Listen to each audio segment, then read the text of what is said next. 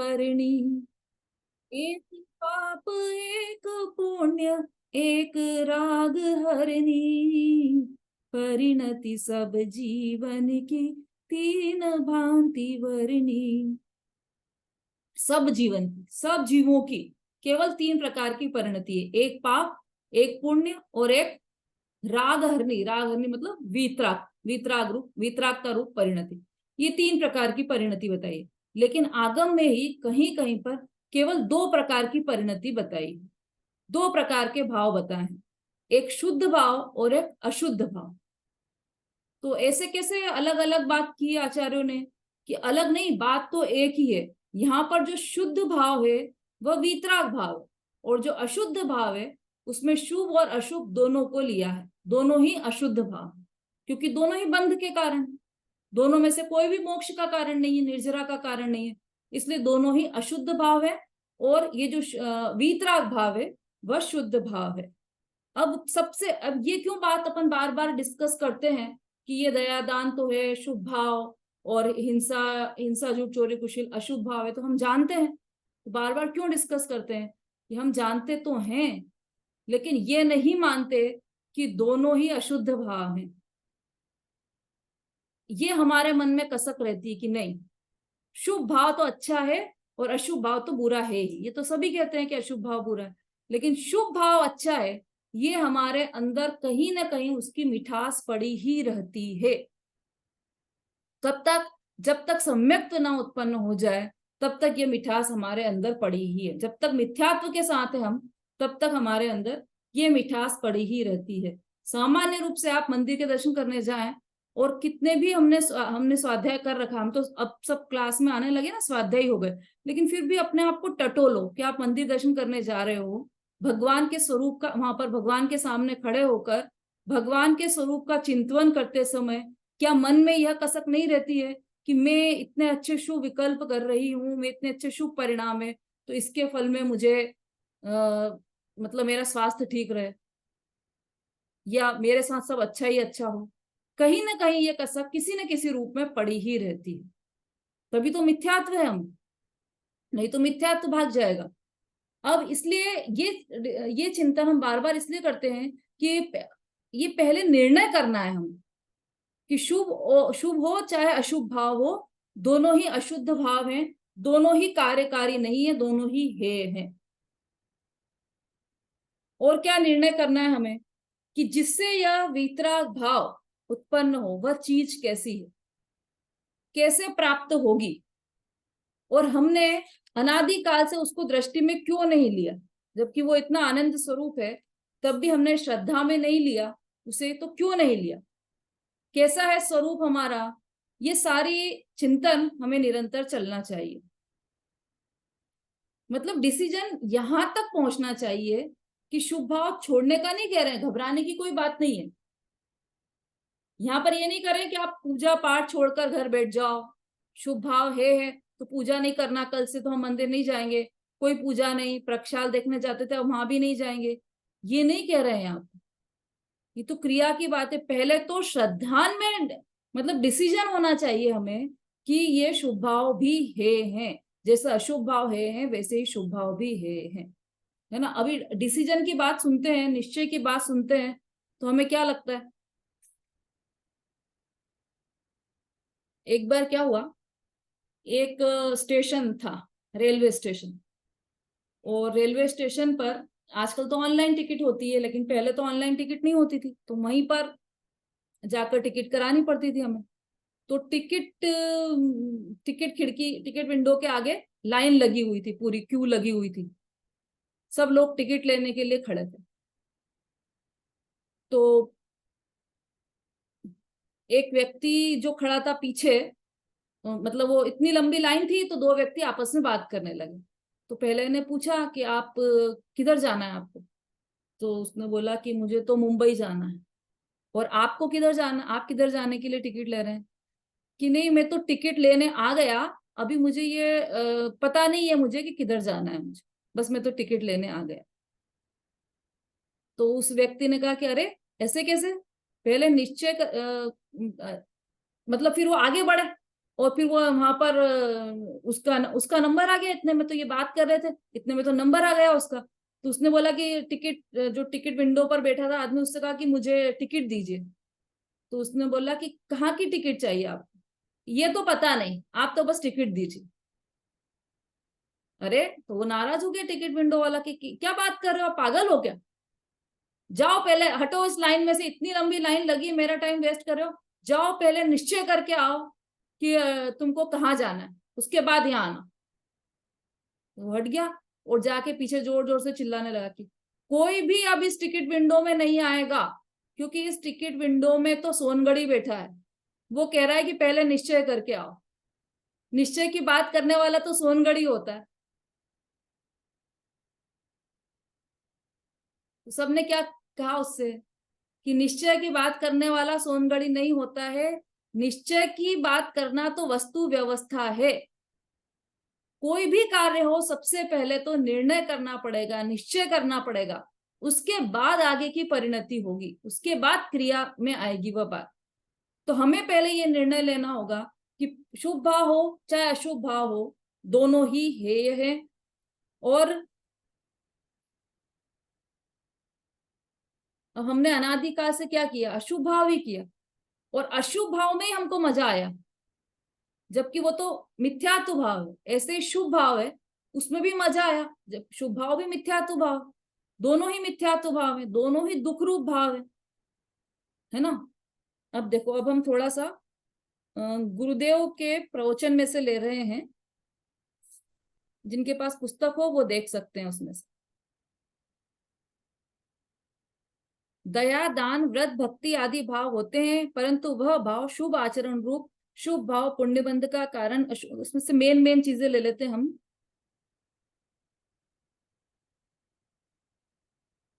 हम्म यह जो स्वरूपाचरण चारित्र है, शुद्ध चिदानंद भगवान पूर्ण आनंद स्वरूप की ओर दृष्टि लगाकर उसमें स्थिर होना, उसको यहाँ पर स्वरूपाचरण चारित्र कहा है। स्वरूपाचरण चारित्र की बात चल रही है ना हमारी, तो क्या है स्वरूपाचरण चारित्र? मतलब हमारा जो स्वरूप है, शुद्ध चिदानंद भगवान आत्मा पूर्ण आनंद स्वरूप जो है, उसकी दृष्टि करना, दृष्टि करना अर्थात उसकी प्रतीति होना, उसमें अहम होना, और उसके बाद उसमें स्थिरता होना। अहम होना, ये तो हो गया श्रद्धा गुण का कार्य। समता भाभी, आज बात चली थी ना, अहम हो गया, वह हो गया श्रद्धा गुण का कार्य, और उसमें लीनता होना, उसमें स्थिरता होना, यह हो गया चारित्र का कार्य। उसमें जो लीनता हुई, सबसे पहले जिसमें उसमें लीनता हुई, जो उसे स्वरूपाचरण चारित्र कहते हैं। और यह स्वरूपाचरण चारित्र कब उत्पन्न होता है? कि सम्यक्त्व के साथ ही यह उत्पन्न हो जाता है। मुनिराज को भी सच्चा आत्मदर्शन आत्मज्ञान अनुभव हुआ हो, तो उनको भी शुद्ध उपयोग का आचरण चारित्र में निर्विकल्प आनंद का ध्यान होता है, उसको स्वरूपाचरण चारित्र कहते हैं, है ना। मतलब पहले सम्यक दर्शन सम्यक ज्ञान हुआ हो, तो उनका चारित्र सम्यक चारित्र स्वरूपाचरण चारित्र कहलाता है। अब देखो, सम्यक दर्शन आत्मा के ज्ञान, मतलब सम्यक दर्शन और सम्यक ज्ञान के बिना पंच महाव्रत के परिणाम हो, 28 मूल गुण के परिणाम हो, वह सब शुभ है, वह दुख रूप है। आत्मा का अंदर चैतन्य स्वभाव, शुद्ध आनंद कंद स्वरूप, अनादि अनंत सर्वज्ञ परमेश्वर ने, त्रिलोकनाथ तीर्थंकर देव ने जिसे आत्मा कहा, वह आत्मा शरीर वाणी तो नहीं, पुण्य पाप भी आत्मा नहीं, एक समय की वर्तमान प्रकट अवस्था भी निश्चय आत्मा नहीं। थोड़ी सूक्ष्म बात है, थोड़ा ध्यान से सुनना। एक समय का ज्ञान दर्शन वीर्य का विकास रूप भाव जितना भी निश्चय आत्मा नहीं, वह व्यवहार आत्मा है। व्यवहार आत्मा अभूतार्थ है, सच्चा आत्मा नहीं। देखो अभी थोड़ा सा और इसको सरल करते हैं। शरीर वाणी जड़ है, वह तो आत्मा नहीं, ये तो हमें स्पष्ट रूप से दिखाई देता है। जो शरीर है वह जड़ है, जड़ है मतलब पुद्गल है ना, तो आत्मा नहीं है। अब जो वाणी हम जो बोल रहे हैं, वो किसने बोली वो वाणी? कि हम ही बोल रहे हैं। हम नहीं बोल रहे हैं, वो वाणी भी पुद्गल है, जड़ है, भाषा वर्गणा। पुद्गल की जो वर्गणाएं होती है उसमें से एक वर्गणा है भाषा वर्गणा। तो ये पुद्गल वर्गणा है, तो ये जो भाषा निकल रही है ये सब पुद्गल है, जीव का अंश नहीं है इसमें। दो चीजें हो गई, शरीर और वाणी। फिर शुभ अशुभ भाव, शुभ अशुभ भाव वह भी आत्मा नहीं है। वह कौन सा तत्व है? आश्रव तत्व है। हमने जब 7 तत्वों की चर्चा की थी तो शुभ और अशुभ भाव को किसमें रखा था? आश्रव बंध तत्व में। तो शुभ भाव होना वह आश्रव तत्व है। ठीक है, मतलब ये डिसाइड हो गया कि शरीर और वाणी तो हो गए जड़, और शुभ और अशुभ भाव हो गए आश्रव। ये दोनों ही आत्मा नहीं है। तो फिर अब क्या बचा? 3 चीजें हमने अपनी आत्मा से अलग की। कौन कौन सी? एक तो शरीर बिल्कुल अलग थलग पड़ा है, वो तो। वाणी मतलब जो भाषा हम बोल रहे हैं वो, इसको अलग किया। फिर जो परिणाम हो रहे हैं शुभ अशुभ भाव, उनको अलग किया। 3 चीजें अलग हुई। हाँ बोलिए। मैडम रिकॉर्डिंग कर लीजिए, थोड़ा टफ लग रहा है सुनने के बाद में। हाँ, रिकॉर्डिंग चालू। ठीक है ना। देखो 3 चीजें अलग की, शरीर, वाणी और शुभाशुभ विकल्प। इन तीनों शुभाशुभ भाव, क्योंकि वो आश्रव तत्व है, इन तीनों को अलग किया। अब क्या बचा? वर्तमान ज्ञान दर्शन विधि का विकास रूप क्षयोक्षम विकास भाव। यह भी आत्मा नहीं है। क्षयोक्षम मतलब जो ज्ञान हो रहा है ना, आप जैसे पाठशाला में बैठे हो अभी और सुन रहे हो, जो ज्ञान हो रहा है वह भी आप नहीं हो। अनीता जी, जो ज्ञान अभी आपको ग्रहण हो रहा है वह भी आप नहीं हो। सूक्ष्म बात है, इसलिए थोड़ा सा दिल थाम के सुनना इसको, क्योंकि बिना तर्क की कोई बात नहीं है यहाँ पर। क्योंकि ज्ञान जो है क्षयोक्षम ज्ञान, जो अभी आपको ज्ञान हो रहा है वो क्षयोक्षम ज्ञान। क्षयोक्षम ज्ञान अर्थात ये घटता और बढ़ता रहता है ना। बचपन में थे तो बहुत कम ज्ञान था, अभी थोड़ा ज्यादा हो गया, बुढ़ापे में कम ज्ञान हो जाएगा। तो घट गया और बढ़ गया। तो जो घटने बढ़ने वाली चीज है वह मैं नहीं हूं, उससे अतिरिक्त जो स्थिर रहने वाली चीज है वह मैं हूं। इसका मतलब जो ज्ञान घट रहा है बढ़ रहा है, ऐसा क्षयोक्षम ज्ञान, वह भी मैं नहीं हूं। ठीक। तो वह क्या है? जो क्षयोक्षम ज्ञान है वह व्यवहार से उसे आत्मा कहा गया है। एक समय की पर्याय वह व्यवहार आत्मा है। व्यवहार से उसे आत्मा कहा गया है। व्यवहार का अर्थ तो कल अपन ने डिटेल में समझ लिया है, व्यवहार क्या होता है ना, तो उसको समझाने की तो आवश्यकता नहीं है। अब बस इतना समझ लीजिए कि जो ये ज्ञान क्षयोक्षम ज्ञान जो दिखाई दे रहा है हमें, जो अभी वर्तमान पर्याय में ज्ञान का, दर्शन का, वीर्य का परिणमन चल रहा है, वह भी मैं नहीं हूं। मतलब एक समय की पर्याय भी मैं नहीं हूं। और उसे आत्मा कहा गया कि मैं कहा गया, तो वो व्यवहार से कहा गया है। वास्तव में तो वह मैं नहीं हूं।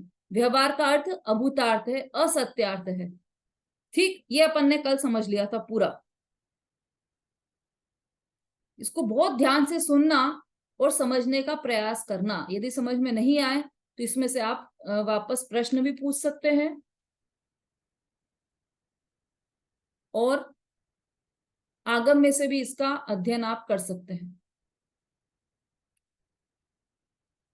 अभिलाषा जी। जय जिनेन्द्र दीदी। हाँ, दीदी फिर तो ये बोलते हैं कि ज्ञान ही मैं हूँ, तो जब ये नहीं हूँ तो फिर कैसे ज्ञान ही मैं हूँ? बोलते हैं ना, ज्ञान शरीरी त्रिविध कर्म मल वर्जित सिद्ध महानता, हाँ, बहुत देह बढ़िया। निकल इसका अमल। मतलब आप बहुत ध्यान से सुन रहे थे। अच्छा प्रश्न पूछा आपने। कि एक तरफ तो ये कहा कि ज्ञान ज्ञान मात्र आत्मा, ऐसा पूरे समय सार में ये कथन है, ज्ञान मात्र आत्मा। और अभी यहाँ पर कह रहे हैं कि ज्ञान में नहीं हूं, ज्ञान से अलग कोई आत्मा है। कि दोनों बातों में फर्क है। वहां पर जो कहा गया है ज्ञान मात्र आत्मा, वो ज्ञान मात्र आत्मा मतलब ज्ञान आनंद आदि अनंत गुणों का पिंड जो आत्मा है, उसको दृष्टि में लेकर कहा गया है। और यहाँ पर जिस ज्ञान की बात कर रहे हैं वो क्षयोक्षम ज्ञान, तात्कालिक ज्ञान, वर्तमान पर्याय का ज्ञान, उसकी चर्चा यहाँ पर कर रहे हैं। तो जो वर्तमान पर्याय में जो ज्ञान है वह मैं नहीं हूं। मतलब वर्तमान पर्याय जितना मैं नहीं हूं, वर्तमान पर्याय तो क्षणिक है। और मैं कैसा हूं? मैं तो अनादि से था और अनंत काल तक रहूंगा। मैं तो अनादि अनंत हूं। वर्तमान पर्याय क्षणिक है, वो अभी उत्पन्न हुई है और अभी नाश होने वाली है। हाँ जी नंदिता जी बोलिए। जैसे तो जो हम्म। अभी जो क्षयोपम ज्ञान जो मिल रहा है और जो वो ज्ञान है अनंत ज्ञान, उसमें दोनों में डिफरेंस होता है। हाँ बहुत डिफरेंस है, बहुत डिफरेंस है। क्षयोपम ज्ञान तो उत्पन्न होता तो है और ये नष्ट हो जाता है। रिलेटेड बिल्कुल भी नहीं होता। क्या नहीं होता? ये ज्ञान जो मिल रहा है इस वक्त, जो क्षयोपम ज्ञान जिसको हम कह रहे हैं, और हम्म। जो वो ज्ञान होता है, फिर वो ज्ञान कौन सा होता है?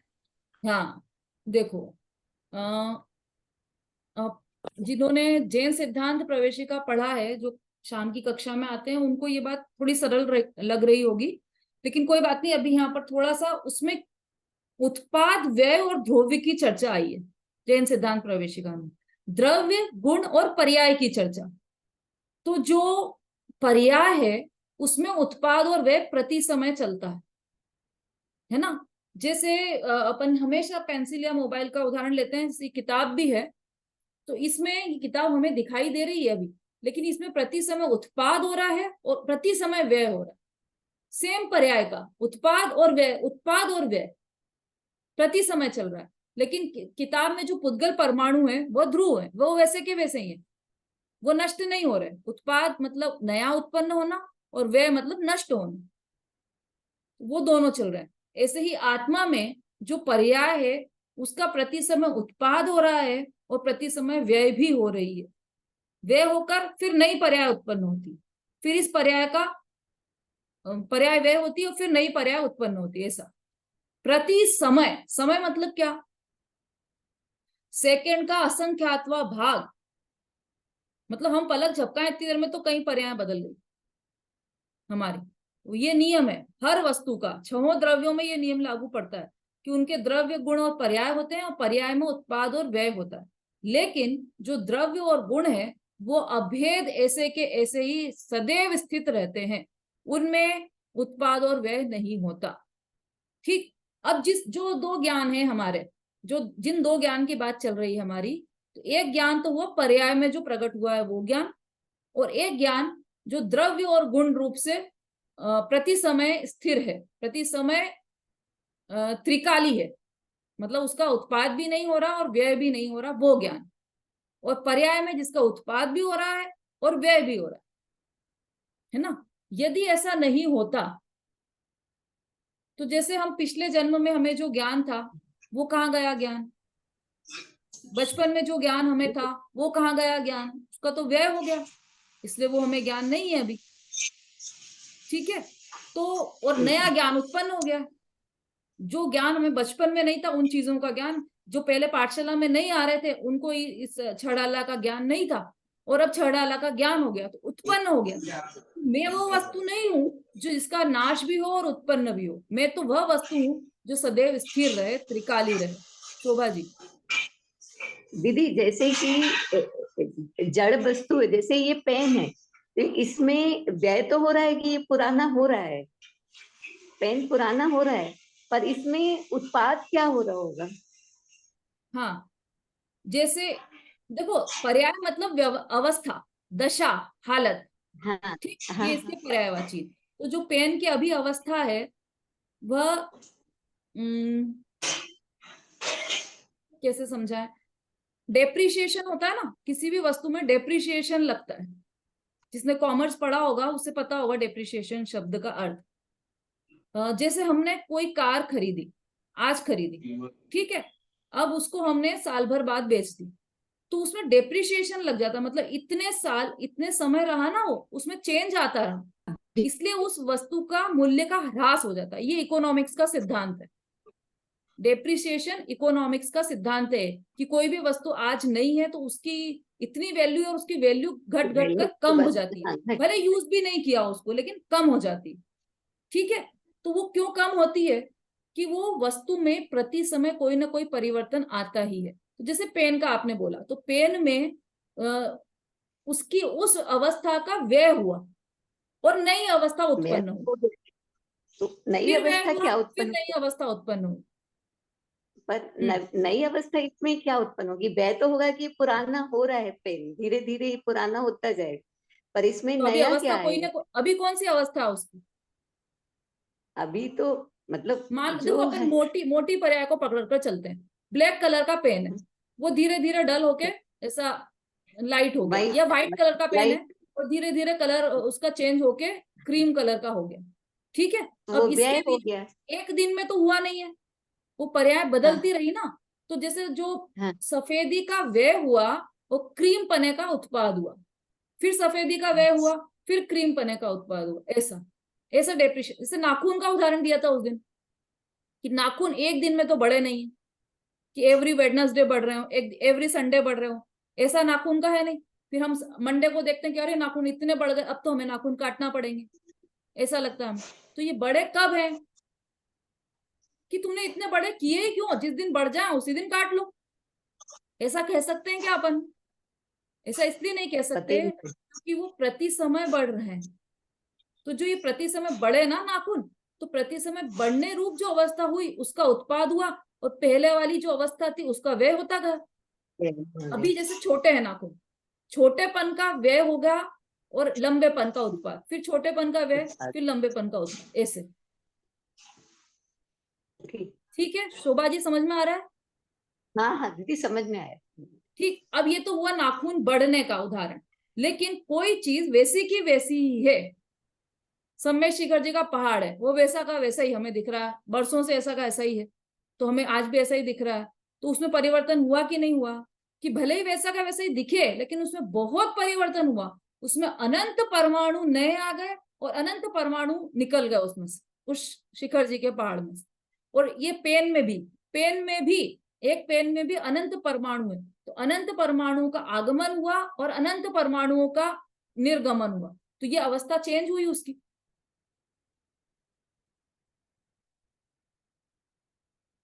समझ में आ रहा है सबको, या कुछ और उदाहरण देकर समझाएं? बोलिए रूबी जी। जय जिनेन्द्र दीदी। दीदी वो ज्ञान के संबंध में मुझे जो समझ आया वो ऐसे कि जैसे अनंत ज्ञान तो हमारा ज्ञान स्वरूप है, और जो मति श्रुति ज्ञान है वो ज्ञान की पर्याय, ऐसे ही कुछ है ना?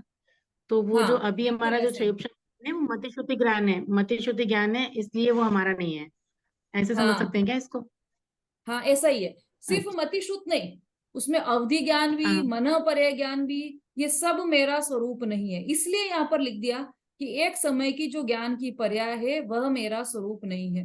जो अनादि से है ज्ञान, वही उसी स्वरूप में हूं, और जो अनंत काल तक रहेगा, मुझसे कभी बिछुड़ेगा नहीं, वह ज्ञान में हूं। तो फिर ये ज्ञान क्या है? कि यह ज्ञान भी आत्मा की ही पर्याय है, इसलिए उसे व्यवहार से आत्मा कहा गया है। ऐसा नहीं कि ज्ञान बाहर से आ गया, किताब का ज्ञान है, ऐसा नहीं है। ये ज्ञान आया तो आत्मा में से ही है, लेकिन मात्र इतना सा आत्मा नहीं है जितना सा ये ज्ञान है। ज्ञान में क्या आ रहा है अभी हमारे, कि हमें छह डाला का अध्ययन हो गया, हमें इतना इतना नॉलेज हो गया, है ना। और हम ऐसे देखें तो वास्तव में तो 12 अंग और 9 पूर्व उनके पाठी होते हैं गंधर्व देव। और हमें तो जितने अलमारी में ग्रंथ रखे, हमारी उन्हीं का अध्ययन नहीं है।